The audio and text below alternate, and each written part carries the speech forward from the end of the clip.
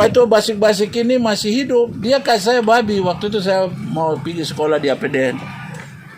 Waktu itu saya dengan Pak John Romlos. Saya pergi sekolah Jayapura di APDN.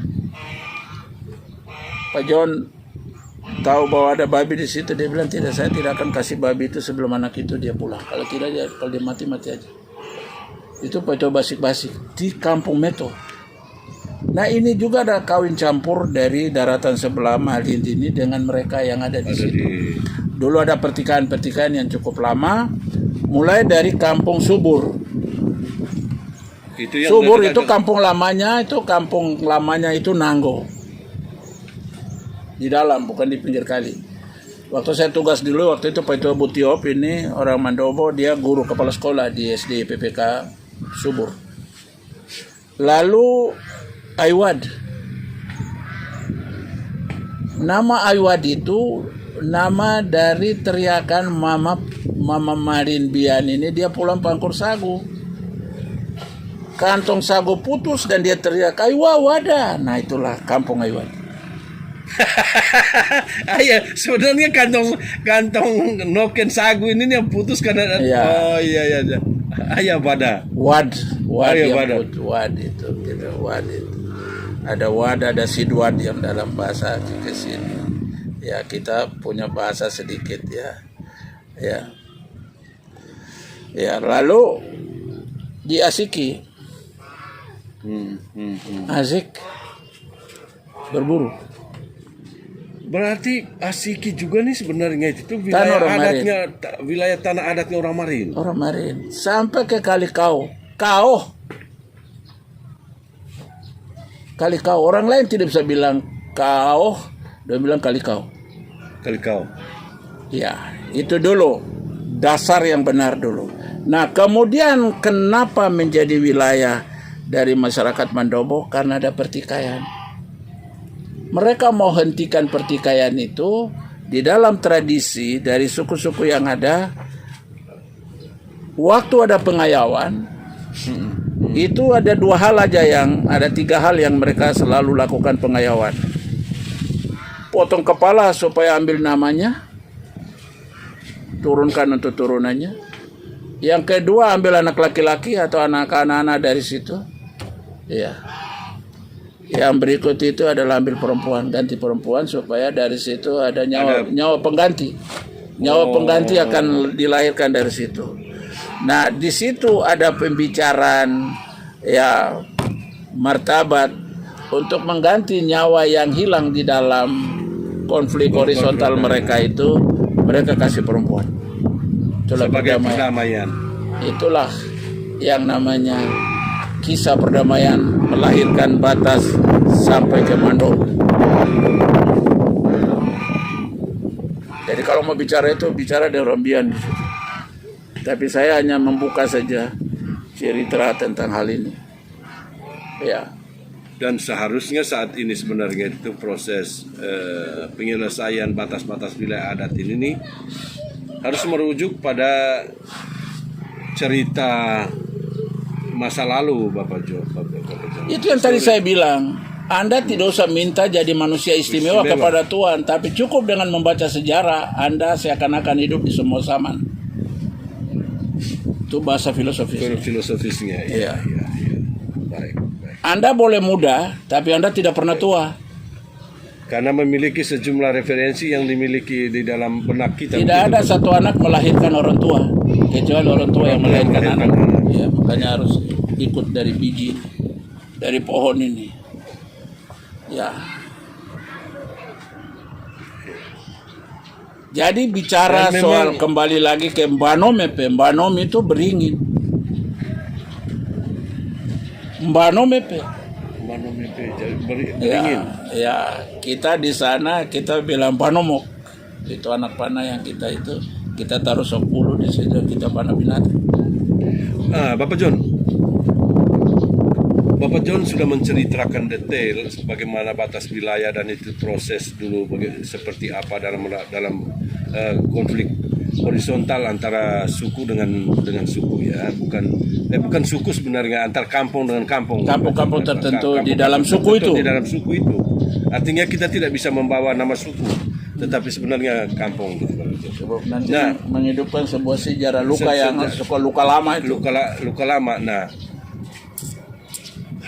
harapan Bapak John untuk generasi muda saat ini nih Bapak John, supaya ke depan kalau Provinsi Papua Selatan itu besok hadir, mereka tidak melupakan itu tuh sejarah adat masa lalu itu dan menyimpan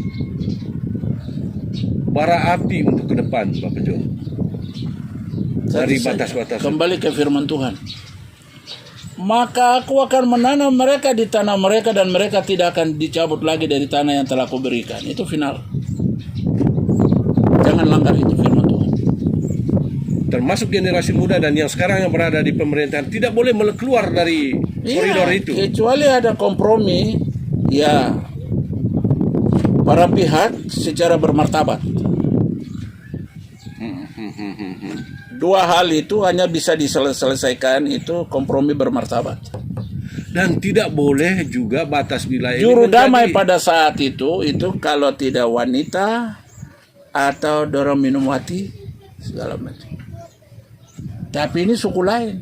Ya. Kalau Malin dengan Malin do minum wati. Ya. Dorang taruh tiang, dorang taruh pinang di situ, dorang langsung ambil dari tiang satu tiang itu lalu mereka makan. Itu penyelesaian konflik atau perbedaan pandangan itu orang Marin. Tapi kita kan nggak bisa terapkan itu kepada suku lain. Suku lain, benar. Satu saja, ada kompromi-kompromi tertentu yang hampir-hampir sama syaratnya gitu, yang bisa kita gunakan gitu. Ya. Jadi satu, tinggalkan siapa Anda, tapi bicara siapa kami. Ya, kita tidak boleh berbicara saya. Ya. Nah, mari kita berbicara kami. Ya. Datang duduk bersama. Ya. Dan Karena gelar sebuah semua 6 suku itu bukan hidup. Mereka bukan kelompok imigran, tapi mereka ini final dari firman tadi itu. Iya. Dari firman, ya benar. Jadi mereka raja di tanahnya masing-masing. Ya, jadi kita urut kembali dari proses yang terjadi di situ, kita dudukkan dengan beberapa solusi yang harus diselesaikan. Ya, jadi di sini bukan untuk cari nama bahwa kami yang bentuk, kami yang ini bentuk barang ini di 6 dusun. Bapak John, artinya kan kalau saya ikuti yang Bapak John sampaikan ini, persis sebenarnya apa yang di dalam sebuah kata-kata para tokoh dunia itu. Hidup itu harus diinspirasi oleh cinta kasih dan dipandu oleh ilmu pengetahuan. Apakah bukan begitu Bapak John? Sehingga dinamika-dinamika yang terjadi di tengah perjuangan Provinsi Papua Selatan ini, seharusnya dinamika seperti itu kan tidak boleh terjadi ketika semua pemimpin daerahnya itu mereka diinspirasi oleh cinta kasih dan dipandu oleh ilmu pengetahuan yang mereka miliki. Artinya ilmu pengetahuan adat ini tadi cuma batas kintal saja. Kalau ada ayam lewat, kalau ada pisang tumbuh di sebelah kintal ini, lalu orang potong, orang pisah, itu salah ayam. Ini persoalan ini ada ayam menyeberang kah atau apa? Ada apa begitu ya. Jadi memahami hidup ya bertetangga itu dengan baik. Karena yang kita minta bahwa cakupan wilayah pemerintahan harus selaras dengan cakupan wilayah tanah adat supaya tidak ada konflik masa mendatang. Sebuah keterlanjuran bisa diselesaikan dengan kita meruntun dari sejarah. Tapi Bapak John, terima kasih banyak dialog kita pada hari ini, karena apa yang disampaikan oleh Bapak John ini sebenarnya itu sedang memberikan sebuah pelajaran baru sehingga ke depan perjalanan provinsi kalau itu memang terwujud besok itu semua berjalan aman sesuai dengan batas wilayah pemerintahan dan juga terharmonisasi dengan batas wilayah adat masyarakat kita gitu. Iya, jadi saya sudah sampaikan itu tadi. Jadi ada 3 hal mendasar yang kita mau sampaikan bahwa status usulan DOB Provinsi Papua Selatan dengan cakupan wilayahnya itu sudah pada tahap Finalisasi. RUU dan tinggal finalisasi. Finalisasi itu dilakukan dengan satu meminta bicara dengan Gubernur Provinsi Induk, yang kedua meminta moratorium dicabut, yang ketiga paripurna RUU menjadi undang-undang. Ya. Tetapi sebelum itu ada persyaratan administratif yang harus dipenuhi tentang batas-batas antar kabupaten itu dengan baik, antara kabupaten provinsi induk dengan kabupaten tetangga dari provinsi induk. Nah, itu yang harus diselesaikan dengan baik, lalu menjaga keharmonisan, kebersamaan, karena kita ingin membangun Provinsi Papua Selatan sebagai kawasan persemakmuran masyarakat Papua Selatan. Dan juga menjadi persemakmuran untuk saudara-saudara kita yang lain nanti, yang baik yang di Pegunungan Tengah maupun yang di bagian utara dari Papua. Jangan terlalu nafsu bikin besar. Ya, Kita di dalam rumah aja belum selesai terus bicara terlalu tinggi, tidak usah. Tidak usah. Ya. Kita mau bikin kawasan Papua Selatan, 6 suku besar itu harus menikmati kesejahteraan yang bersemakmuran.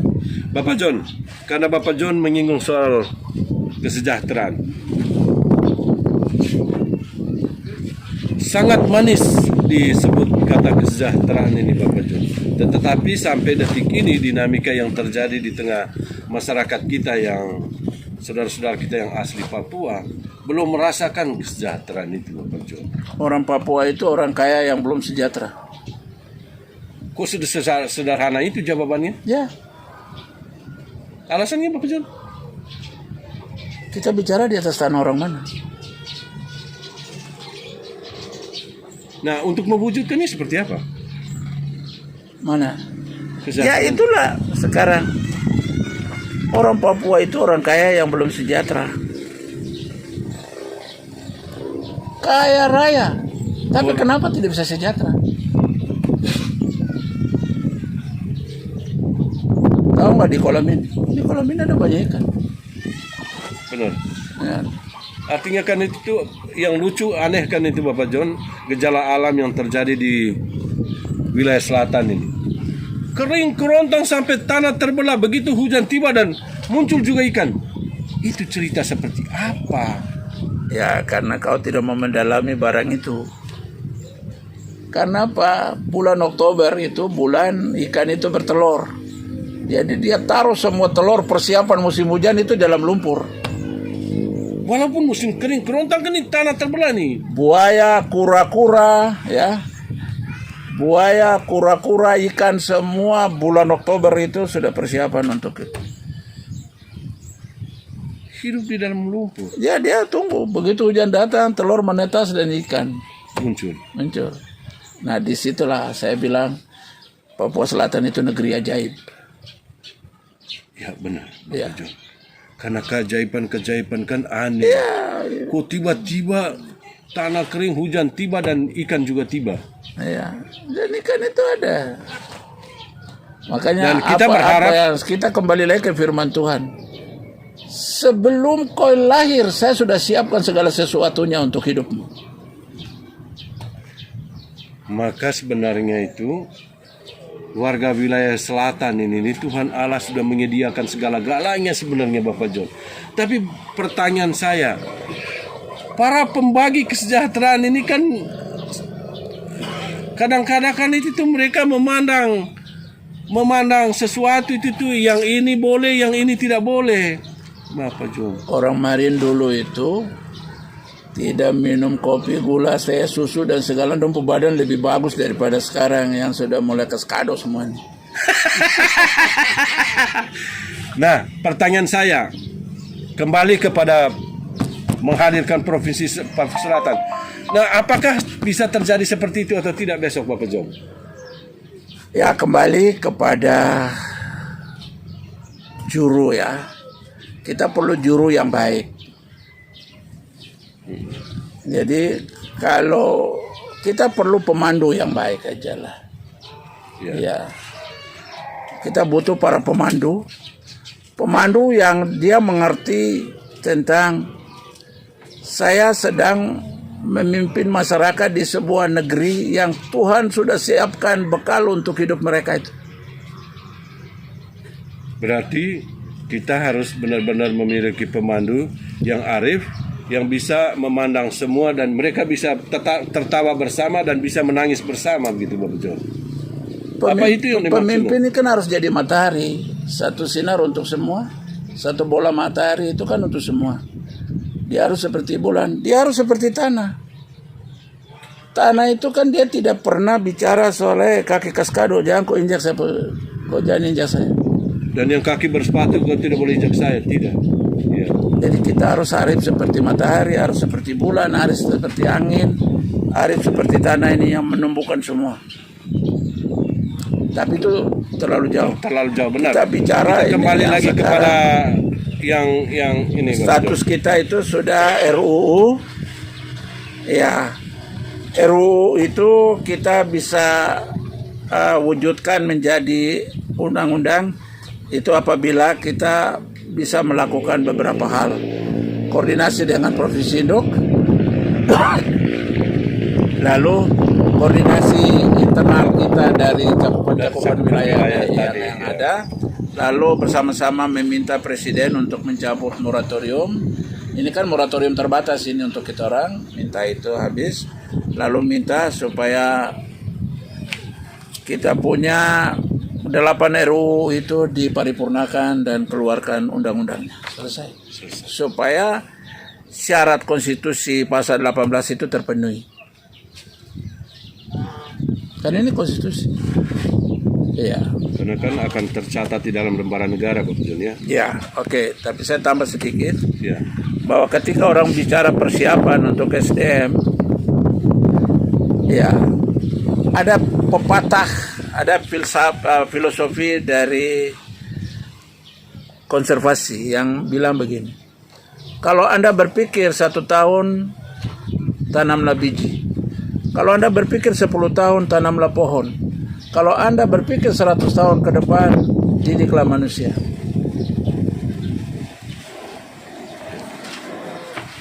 Nah, untuk itu kan kita sudah mulai dengan menghadirkan universitas. Tapi universitas dengan sekolah dasar yang sekarang masih bermasalah. Ini juga untuk apa universitas kalau dasarnya saja? Tidak ini ya, tidak dipersiapkan dengan benar. Dengan dasar yang baik, kita akan cetak manusia di universitas yang baik itu. Ya.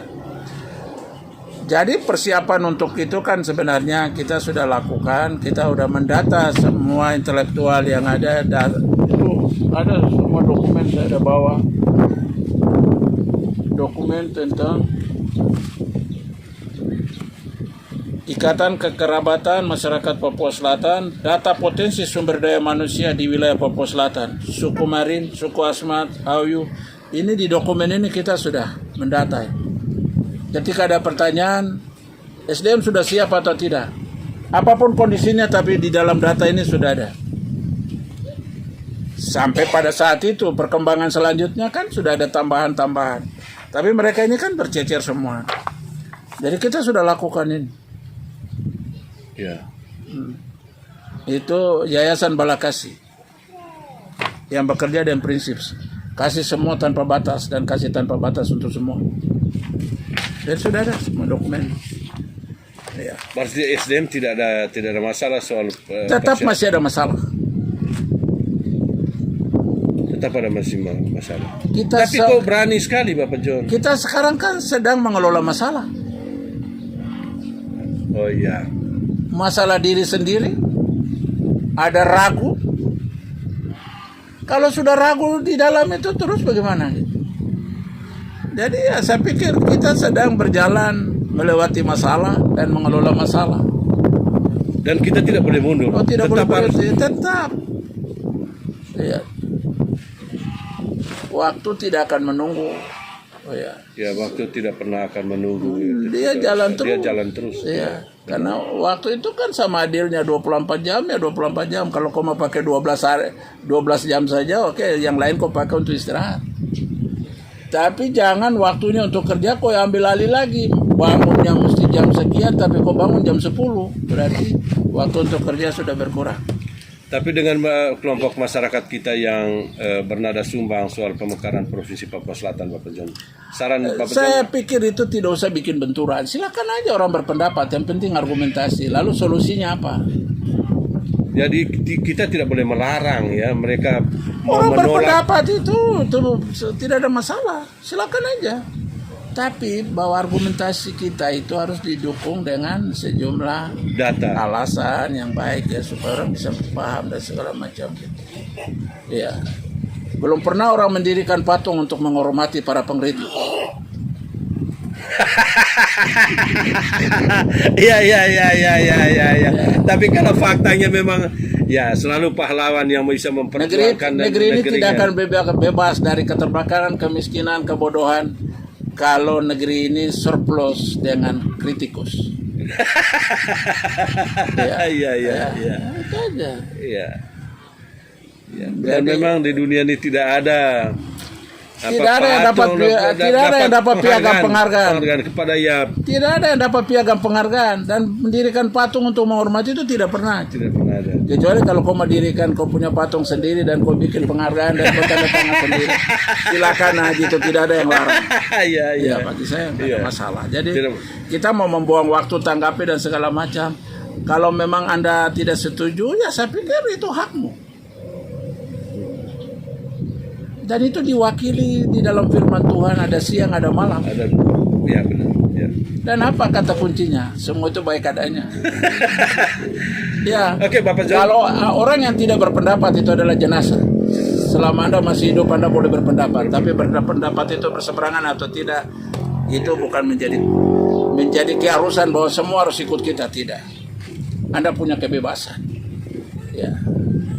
Bapak John, saya teringat akan peringatannya Solomon Alaichan, Bapak John. Dan ini searah dengan apa yang dipikirkan oleh Bapak John. Dia bilang hidup itu adalah mimpi bagi mereka yang bijaksana, permainan bagi mereka yang bodoh, dan komedi bagi mereka yang kaya, dan tragedi bagi mereka yang miskin. Itu Solomon Alaichan bilang, Bapak John. Dan kita berharap bahwa pemekaran Provinsi Papua Selatan itu besok itu tidak seperti apa yang dipikirkan oleh Solomon Alaichan, Bapak John.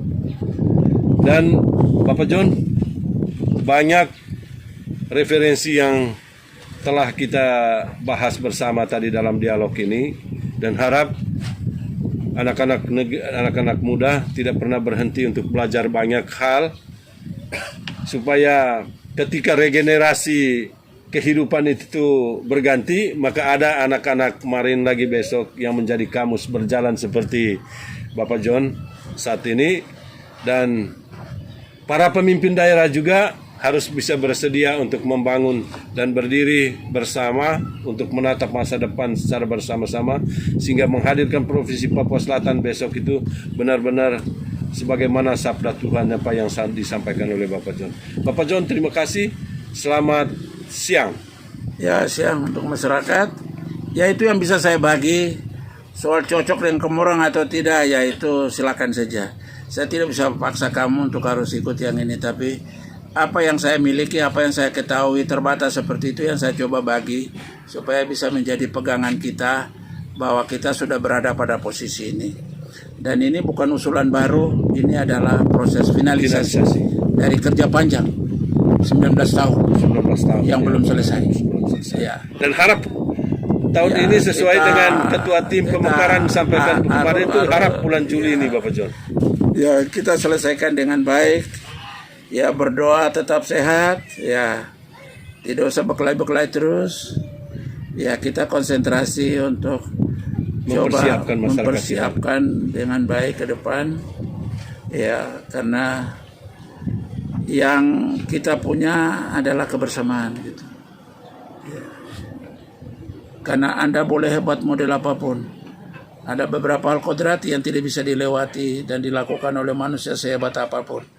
Bahkan para nabi sekalipun, dan bahkan Tuhan Yesus kita yang kami sembah ini, yaitu melahirkan diri sendiri. Yesus tidak melahirkan diri sendiri, tapi dilahirkan Bunda Maria. Waktu Yesus disalibkan, dia dikuburkan orang. Ya, jadi itu sudah menjadi petanda bahwa kebersamaan. Kamu boleh kehilangan apa saja, tapi jangan kehilangan kebersamaan. Kebersamaan dan tidak kehilangan Ya, persaudaraan. ya. Ya. Itu saja. Kalau yang mau protes, kok protes terus saja tidak apa-apa. Daripada itu jadi penyakit. Jadi penyakit ya, baru Protes saja. Ya. Iya. Tetapi habis protes nanti tidak ada Harus yang berikan solusi yang baik. Anda di situ mulai sadar bahwa ternyata proses itu tidak ada, protes tidak ada hasilnya. Hasilnya. Lebih baik saya melakukan sesuatu yang ada bukti. Baik. Pak John, sekali lagi terima kasih banyak. Selamat siang.